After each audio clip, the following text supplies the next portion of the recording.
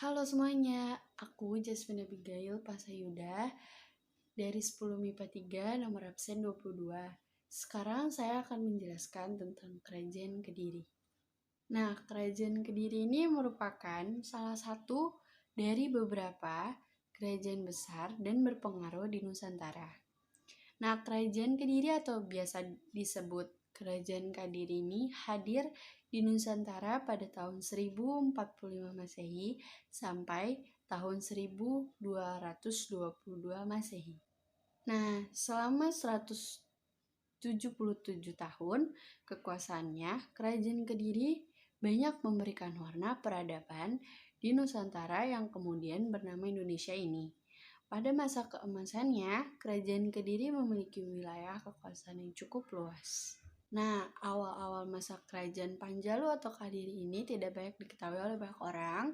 Nah, nggak banyak cerita yang tersurat pada masa itu.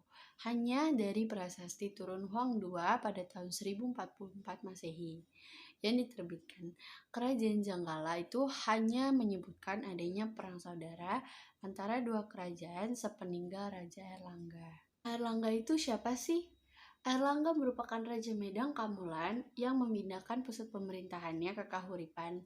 Nah, pada tahun 1041, Airlangga membagi kerajaannya menjadi dua bagian, yaitu Kerajaan Jenggala atau Kahuripan, lalu yang kedua ada Panjalu atau Kediri. Nah, kedua kerajaan ini dipisahkan oleh Gunung Kawi dan Sungai Brantas. Yang berikutnya ada kehidupan sosial budaya di Kerajaan Kediri. Nah, dalam buku Chow Jukwa dikisahkan pada saat Kerajaan Kediri berjaya di Pulau Jawa, penduduknya itu menganut dua agama, yakni Buddha dan Hindu. Nah, masyarakat Jawa juga dikenal sangat berani dan emosional loh. Nah, waktu luang yang ada digunakan warganya untuk mengadu binatang. Masyarakat sudah mengenal mata uang yang terbuat dari campuran tembaga dan perak. Lalu yang berikutnya ada kehidupan ekonomi di Kerajaan Kediri. Nah, Kerajaan Kediri ini merupakan sebuah kerajaan agraris dan maritim.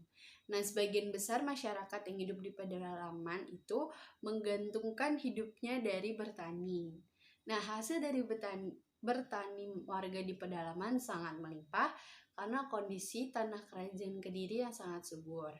Dengan hasil yang melimpah ini, masyarakat Kediri pun hidup makmur. Nah, sementara untuk warga masyarakat Kediri yang ada di pesisir, hidupnya itu bergantung pada perdagangan dan nelayan. Lalu yang berikutnya ada perkembangan sastra di Kerajaan Kediri ini. Nah, zaman Kerajaan Kediri ini karya sastra itu sangat berkembang pesat banget.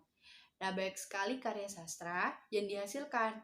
Apalagi pada masa pemerintahan Raja Jayabaya bahkan pernah memerintahkan Empu Sedah untuk mengubah kitab Bharatayuda ke dalam bahasa Jawa kuno. Namun karena belum selesai pekerjaan ini kemudian dilanjutkan oleh Empu Panuluh. Nah, masa Kerajaan Kediri itu kapan sih?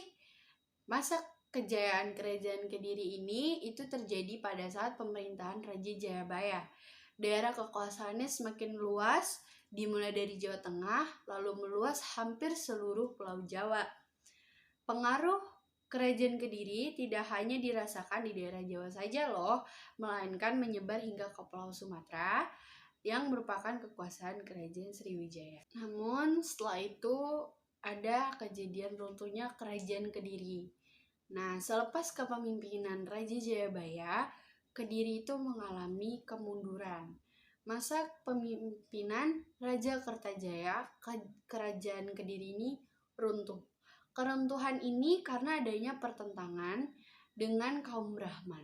Brahmana menganggap Kertajaya telah melanggar agama dan memaksa menyembahnya sebagai dewa. Kaum Brahmana meminta perlindungan Ken Arok, seorang aku dari Tumapel.